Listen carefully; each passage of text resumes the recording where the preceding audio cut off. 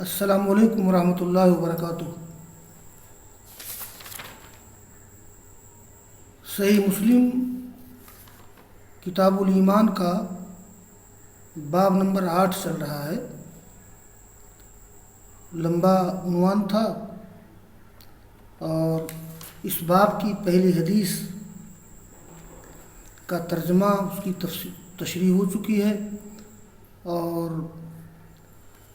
اس حدیث کے ضمن میں یہ بات سامنے آ چکی ہے کہ ابو بکر صدیق رضی اللہ تعالیٰ عنہ کے عہد خلافت میں جو ارتداد کا، بغاوت کا فتنہ اٹھا تھا، انہوں نے کس طرح سے اس کو ختم کیا اور کس عزم و ہمت کے ساتھ ابو بکر صدیق رضی اللہ تعالیٰ عنہ نے اس فتنے کو دور کیا۔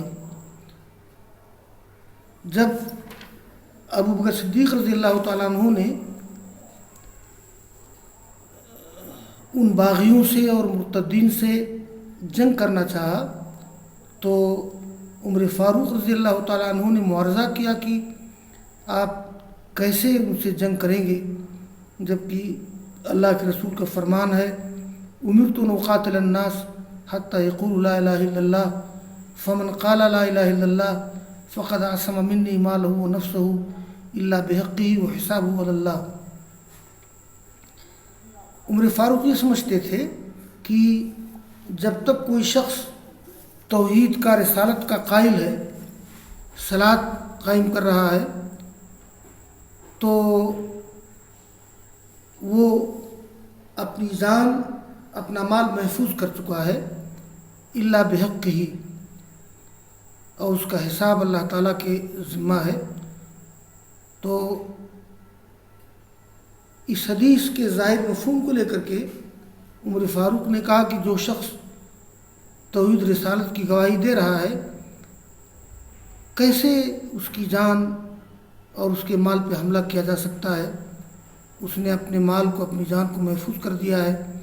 لیکن ابو بکر صدیق رضی اللہ تعالیٰ عنہ نے اس میں جو ایک لفظ ہے الا بحق ہی، یعنی الا بحق المال یا الا بحقہا، الا بحق النفس، یعنی اگر یہ مال کا حق پہنچ جائے، یعنی مال کے حق کی وجہ سے اس سے جنگ ہو سکتی ہے، تو زکوٰۃ بھی یہ ایک مال کا حق ہے، اسلام کا، مسلمانوں کا، غربا کا، تو جنگ ہو سکتی ہے۔ یا الا بحقہا، اگر کسی کے نفس کو قتل کرنے کا حق پہنچ جائے تو اس سے جنگ ہو سکتی ہے، اور اگر کوئی مرتد ہو جائے یا بغاوت کرے تو اس سے جنگ کرنا درست ہے۔ تو بہرحال ابو بکر صدیق رضی اللہ تعالیٰ عنہ نے اس حدیث کے معنی و مفہوم کو جس طرح سمجھا، عمر فاروق کا ذہن وہاں پہنچا نہیں تھا، لیکن بعد میں اللہ تعالیٰ نے عمر فاروق کے سینے کو بھی منشرح کر دیا، اور عمر فاروق سمجھ گئے کہ ابو بکر صدیق رضی اللہ تعالیٰ عنہ کی رائے درست ہے۔ یہ روایت گزری تھی۔ اس باب کی دوسری روایت ہے،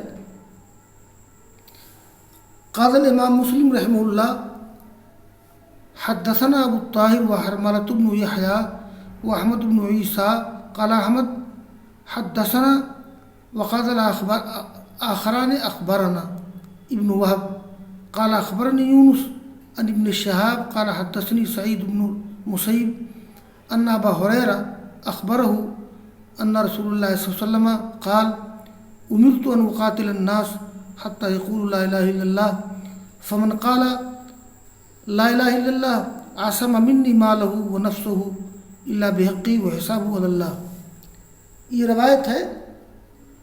اس میں ایک بات طلبہ کو میں نے بتائی تھی کہ امام مسلم ان محدثین میں شامل ہیں جو اخبرنا اور حدثنا میں فرق کرتے ہیں۔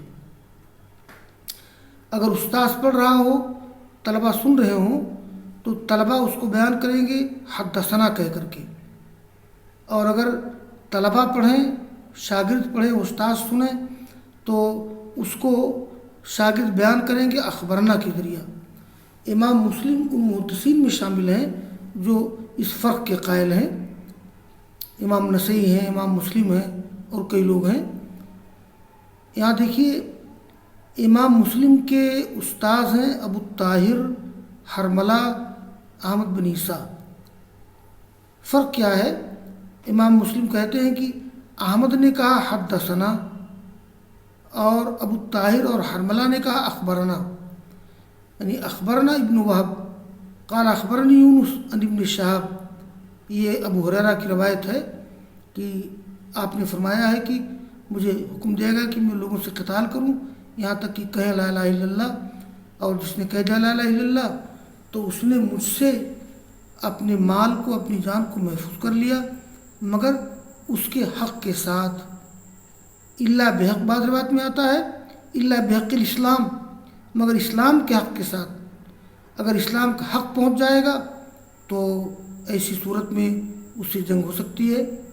اور آگے کی روایت ہے قال امام مسلم حدثنا احمد بن عبدۃ الضبی قال اخبرنا عبد العزیز یعنی دراوردی عن العلاء وحدثنا امیۃ بن بسطام واللفظ له قال حدثنا یزید بن زریع قال حدثنا روح عن العلاء بن عبد الرحمن بن یعقوب عن ابی ہریرہ عن رسول اللہ صلی اللہ علیہ وسلم قال امرت ان اقاتل الناس حتى يشهدوا ان لا اله الا الله ويؤمنوا بي وبما جئت به فاذا فعلوا ذلك عصموا مني دماءهم واعمالهم الا بحقها وحسابهم على الله۔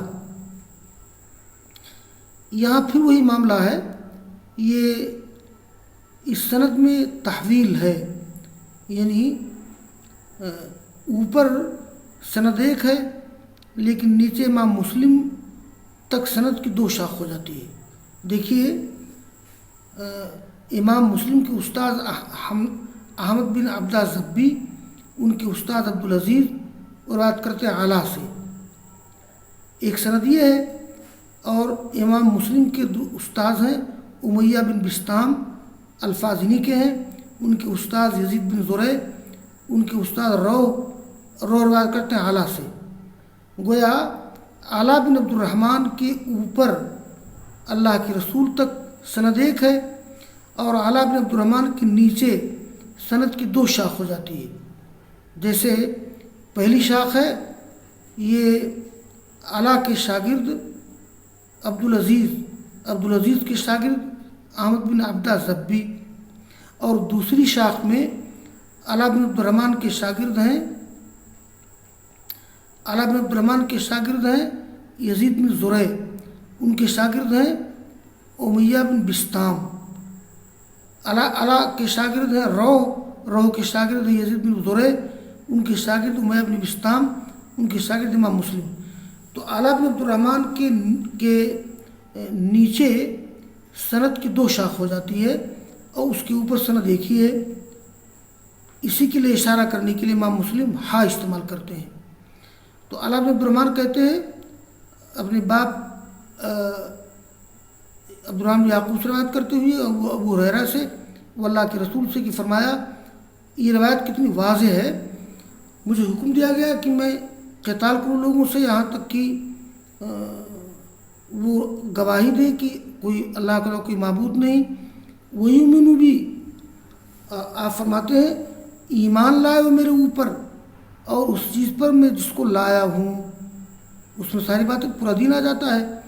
جب ایسا کوئی شخص کرے گا تو بچا لے گا مجھ سے اپنا خون، دماء واحد دمن، اپنے مال، الا بحقھا یعنی الا بحق الاموال، یعنی اگر مال کا حق پہنچ جائے گا تو اس سے قتال ہو سکتا ہے۔ ایک ابن عمر کی ایک روایت میں ہے، اسی روایت ابن عمر الا بحق الاسلام، مگر اسلام کے حق سے، اگر اسلام کا حق پہنچ جائے تو اس سے قتال ہو سکتا ہے۔ آگے کی روایت دیکھیے قال امام مسلم رحمہ اللہ حدثنا ابو بکر بن ابی شیبہ قال حدثنا حفص بن غیاث عن الاعمش عن ابی سفیان عن جابر عن ابی صالح عن ابی ہریرہ قال رسول اللہ صلی اللہ علیہ وسلم امرت ان اقاتل الناس بمثل حدیث ابن المسیب عن ابی ہریرہ وحدثني ابو بکر بن شیبہ قال حدثنا وکی وحدثني محمد بن المثنى قال حدثنا عبد الرحمن یعنی ابن مہدی قال جميعا حدثنا سفیان عن الزبیر عن جابر قال رسول اللہ صلی اللہ علیہ وسلم.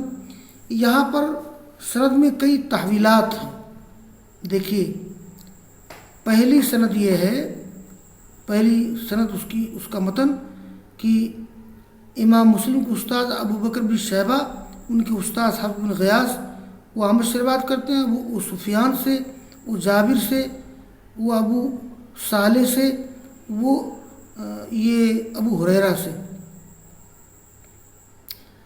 وہ دونوں کہتے ہیں کہ فرمایا اللہ کے رسول نے، یعنی یہ جابر اور ابو ہریرہ، یہاں کیا ہے عن ابی سفیان عن جابر، اور یہ عن الاعمش عن ابی سفیان عن جابر، اور عن الاعمش عن ابی سفیان عن ابی ہریرہ، یہ عن ابی صالح عن ابی ہریرہ.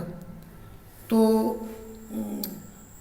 یہ جابر اور ابو ہریرہ دونوں کہتے ہیں کہ فرمایا اللہ کے رسول نے امرت ان اقاتل الناس بمثل حدیث ابن المسیب عن ابی ہریرہ. ایک دیکھیے دوسری سند حدثنی عبد الرحمن، امام مسلم کے استاد ابو بکر بن شیبہ، ان کے استاد وکی. پھر دیکھیے تیسری سند امام مسلم کے استاد محمد بن المثنى، ان کے استاد عبد الرحمن یعنی مہدی، اور ان دونوں نے کہا حدثنا سفیان عن ابی الزبیر عن جابر. یعنی اس میں یہ ہے کہ یہ امام مسلم کے استاد ابو بکر بن شیبہ، ان کے استاد وکی. دوسری سند امام مسلم کے استاد محمد بن المثنى، ان کے استاد عبد الرحمن بن مہدی. تو عبد الرحمن بن مہدی اور وکی کہتے ہیں کہ ہم سے بیان کیا سفیان نے. تو گویا سفیان کے اوپر سند ایک ہے اور سفیان کے نیچے سند کی دو شاخیں ہو جاتی ہیں. اور سفیان نے بات کرتے ہیں ابو زبیر سے، وہ جابر سے. فرمایا اللہ کے رسول نے امرت ان اقاتل الناس حتى يقولوا لا الہ الا اللہ فاذا قالوا لا الہ الا اللہ عصموا منی دماؤهم واموالهم الا بحقها وحسابهم على اللہ. ثم قرأ، اس میں ایک اضافہ ہے، آپ نے آیت کریمہ پڑھی انما انت مذکر لست علیہم بمسیطر، آپ تو نصیحت کرنے والے ہیں، آپ ان کے اوپر مسلط نہیں ہیں، یعنی منوانا آپ کا کام نہیں ہے، جو مان جائے وہ مان جائے. آگے کی روایت دیکھیے. یہ قال الامام مسلم رحمہ اللہ حدثنا ابو غسان المسمعی مالک بن عبد الواحد قال حدثنا عبد الملک بن صباح عن شعبہ عن واقد بن محمد بن زید بن عبد اللہ بن عمر عن ابی عن عبد اللہ بن عمر قال قال رسول اللہ صلی اللہ علیہ وسلم امرت ان اقاتل الناس حتى يشهدوا ان لا الہ الا اللہ وان محمد رسول اللہ ويقيموا الصلاة ويؤتوا الزکاة فإذا فعلوا عصموا مني دماءهم وأموالهم إلا بحقها وحسابهم على اللہ. تو یہ ابن عمر سے روایت ہے. اس میں اور مفصل باتیں آ گئی ہیں کہ مجھے حکم دیا گیا ہے کہ میں لوگوں سے قتال کروں، یہاں تک کہ گواہی دے دیں کہ اللہ کے علاوہ کوئی معبود نہیں اور محمد اللہ کے رسول ہیں. مطلب فقط توحید کی گواہی کافی نہیں ہے، توحید کی گواہی، رسالت کی گواہی، اقامت صلاۃ، ایتاء زکوٰۃ. اور جب لوگ ایسا کریں گے تو محفوظ مجھ سے بچا لیں گے اپنے خون، اپنے مال. الا بحقها، یعنی الا بحق الاموال، مگر اموال کے حق سے، یعنی اگر مال کا حق پہنچ جائے تو قتال ہو سکتا ہے ان سے. آگے روایت دیکھیے. یہ قال امام مسلم رحمہ اللہ حدثنا سوید بن سعید وابن ابی عمر قال حدثنا مروان یعنی الفزاری عن ابی مالک عن ابی قال سمعت رسول اللہ صلی اللہ علیہ وسلم یقول من قال لا الہ الا اللہ وکفر بما یعبد من دون اللہ حرم مالہ ودمہ وحسابہ علی اللہ. الفاظ اس کے تھوڑے بدلے ہوئے ہیں کہ جو شخص کہے لا الہ الا اللہ اور ان تمام چیزوں کا کفر کرے جن کی عبادت کی جاتی ہے اللہ کے علاوہ، تو اس کا مال، اس کا خون حرام ہو گیا، اس کا حساب اللہ کے ذمے ہے۔ اور آگے کی روایت ہے، یہ پہلے میں تھا من قال لا الہ الا اللہ، اور آگے کی روایت میں الفاظ یہ من وحد اللہ ہے۔ دیکھیے قال امام مسلم رحمہ اللہ حدثنا ابو بکر بن ابی شیبہ قال حدثنا ابو خالد الاحمر وحدثني زهير بن حرب قال حدثنا يزيد بن هارون كلاهما عن ابي مالك عن ابيه انه سمع النبي صلى الله عليه وسلم يقول من وحد الله ثم ذكر بمثله۔ یہاں بھی سند میں تحویل ہے۔ تحویل اس طرح سے ہے کہ یہ جو راوی ہیں ابو مالک کے اوپر سند ایک ہے، ابو مالک سے نیچے سند کی دو شاخ ہے۔ وہ اس طرح سے کہ دیکھیے یہ جو دوسری سند ہے تو ابو مالک کے شاگرد ہیں یزید بن ہارون، ان کے شاگرد ہیں زہیر بن حرب، اور زہیر بن حرب کے شاگرد امام مسلم ہیں۔ اور دوسری سند میں ابو مالک کے شاگرد ہیں ابو خالد احمر، ان کے شاگرد ہیں ابو بکر بن ابی شیبہ، اور ان کے شاگرد امام مسلم ہیں۔ تو گویا ابو مالک سے اوپر اللہ کے رسول تک سند ایک ہے، اور ابو مالک سے نیچے سند کی دو شاخ ہو جاتی ہے۔ اور یہ ابو مالک روایت کرتے ہیں اپنے باپ سے، ان کے باپ مالک بن انس ہیں کہ انہوں نے سنا اللہ کے رسول سے کہ کہہ رہے تھے من وحد اللہ ثم ذکر بمثلہ۔ تو امام مسلم کا اسلوب یہ ہے کہ باب کے شروع میں ایک دو حدیث مفصل ذکر کر دیں گے، اور اس کے بعد مختلف سندوں سے وہ روایتیں لائیں گے کچھ فروق بتانے کے لیے کہ فلاں سند میں فلاں سند کا متن یہ ہے، فلاں سند کا متن یہ ہے۔ یہ امام مسلم کے ہاں جو حسن ترتیب ہے وہ حدیث کی کسی کتاب میں نہیں ہے۔ بہرحال باب پورا ہوا۔ وآخر دعوانا ان الحمد للہ رب العالمین۔